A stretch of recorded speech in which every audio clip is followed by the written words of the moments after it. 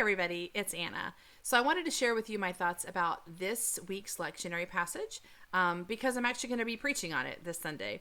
I'm going to be doing pulpit supply for a local church for the next month. And so this is my rundown of the sermon in advance of preaching.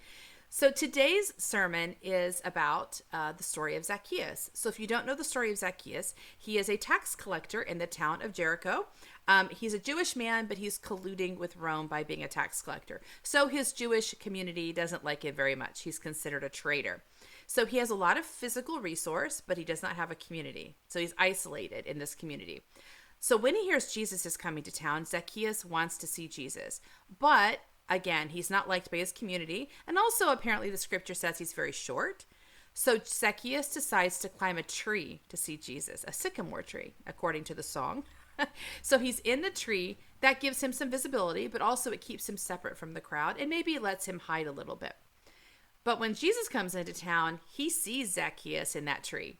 And he instructs Zacchaeus to come out of the tree because Jesus is going to eat at Zacchaeus' house right now. So Jesus invites himself over to Zacchaeus' house for dinner. So let's be very clear. Jesus is a beggar. He and his friends are walking from town to town, sharing the news of God without any money, without any resource. So they're basically, they're relying on the people of the town to give them food, to give them shelter, or anything else they need. So Jesus is a beggar, and Zacchaeus is a rich man. Jesus saves Zacchaeus by instructing him to feed Jesus, to calling him into generosity. Zacchaeus comes down, they go to Zacchaeus' house, they have dinner, right? And in response to this salvific moment, because it's like he's broken out of his isolation, Zacchaeus was trapped with all this wealth but no community, and Jesus says, "Give me your wealth," right? And Zacchaeus says, yes, right? It breaks him free of the bubble of his resource. And as a result of that, Zacchaeus then decides he's going to give half of everything he owns to the poor. And if he's cheated anybody on their taxes, he's going to give them back fourfold what he has taken. So he is making restitution. As a response to the holy beggar calling him into generosity, Zacchaeus goes all the way in and releases all of this physical abundance and wealth in order to restore his place in the community. So it's a moment of magic. It's a moment of restitution. And it happens because the holy beggar calls it out of the rich man. So I want to use all that as a background for the card of justice. So the justice card talks about energetic balance. It tells us that the universe keeps balance with us. It's often called the karma card. I don't always like that. I'll explain why. But the idea is as you sow, so shall you reap. And if you think about that, sowing means, what you're putting into the world. You're getting whatever you put into the world, you're getting that back. So the way we say that implies that we are giving into the world. The goal is for us to give into the world in a certain kind of way, and the world responds by giving it, or the universe responds by giving it back. I would say that's backwards. I would say the impetus of magic begins with the beggar. It begins with the holy beggar. So if you think about what it means to come on the planet, I think we're all spirit. We're coming from the spiritual realm, and some of us spirits come on the planet, right? We come on the planet to bring something of the spiritual world into the physical world. We are the bridges by which this magic is going to happen, right? But we come knowing that we're coming from a place of, limitlessness, right? Infinity. We're coming to a place of finitude, of heaviness, of scarcity, right? Of density. So we know coming here, we're going to need resource. We're going to be beggars on the planet. That's what we're going to be, because we are not creatures. We're not fully human creatures. We are not fully divine creatures. We are somewhere in between. And our work is to bring in this energy. So we are the beggars lifting our needs up to the heavens, saying, we need more of this. We need more of this. And we are the bridges through which it comes on the planet.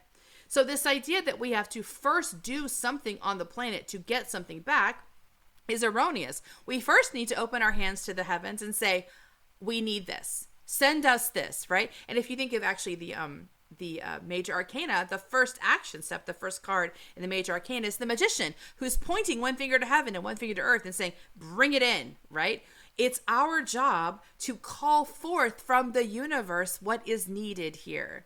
to open ourselves to that. And the challenge, of course, is that we are also physical creatures. And our experience here is that it is about scarcity and about struggle. There is that experience. So if you think about when we come on the planet freshly, we're all babies, right? Not only are we holy beggars, we're holy demanders, right? Babies scream when they want to be fed, or when they want to be snuggled, or when they're tired, or when they're hurting, right? They don't just say, please, would you help me? They're like, give me love, right? So there is this natural instinct when we come on the planet to demand what we need because we expect it. We expect to be cared for. But what happens at some point in our early lives, we have a need, we request something, we request support, and we don't get it. We get something else in return. And that moment is very startling. It's quite shocking and painful to us, right? And the human mind kicks in at that moment and goes, oh, we're not always going to get our needs met. And it's very, very painful to not get your needs met. It's very disorienting. It's traumatizing. And it's so upsetting that the mind goes, okay, well, we need to come up with a new plan. We can't just ask for what we need. We need to earn it somehow. We need to somehow be good enough, smart enough, clever enough to earn what we need. And that's where the adaptation happens, where we begin to see ourselves as the actor's reciprocating response rather than the receiver's reciprocating response. So I feel like the justice card, if you look at it as you sow, so shall you reap, then the impetus is on you to give more. If you're not getting enough, give more, give more, give more. The reason I don't think that works is because giving is not where most of us need the work. Most of us need work in being the receivers. Most of us need to work because let's say you're giving and giving and giving, and there's all this more stuff coming your way, but you're not very good at receiving. You're not very good at asking for it, even for identifying what you need. That means all this resource is here, but you're not accessing it because you're not asking for it. So what's cool about this Jesus and Zacchaeus story is Zacchaeus is stuck in his wealth. He is stuck in his wealth until Jesus asks him for that wealth. He says, I'm coming to your house to eat. And Zacchaeus goes, oh, and suddenly it is broken. This isolation, this trapped experience of collecting resource and just holding on to resource is broken. It's released. And it can flow into the world, right? And he's connected again. And that's the key, right? This is not about, giving, receiving. It is a little bit. But it's also about connection and flow. Like as Jesus is the holy beggar, he's also the gifter, right? Zacchaeus is the gifter. He's the one with all the resource, but he's also the beggar because he needs connection. And because of this interaction between the holy beggar and the rich man, they both get their needs met. They both get into flow. And I feel like that's the lesson of the justice card. If you're not getting enough of something, it is less likely, and it could be because you're not giving enough. Yes, it could be. I would say it's less likely that because of our human condition, because all of us have learned that we don't get unconditional love. We all get that. We learn that in that traumatizing first moment where we expect love and we don't get it, that it is the human struggle to not believe in unconditional love.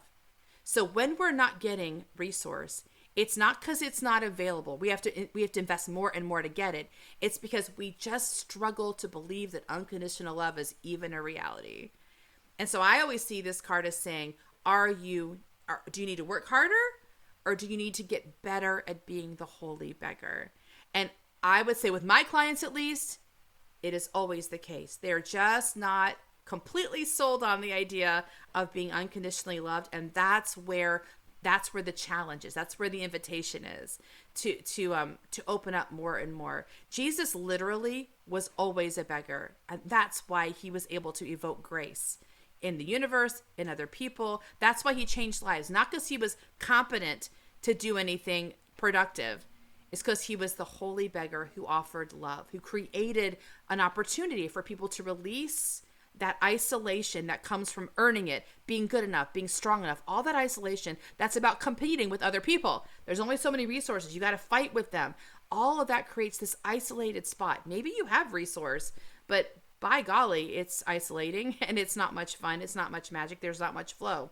To be able to release us from that, to connect us to the whole and realize that's where the power is. That's where the possibility is in realizing you're part of the whole and letting yourself be loved in that place. So that's sort of a rough draft of what I'm preaching this Sunday. Let me know what you think, and I'll see you next time. Bye.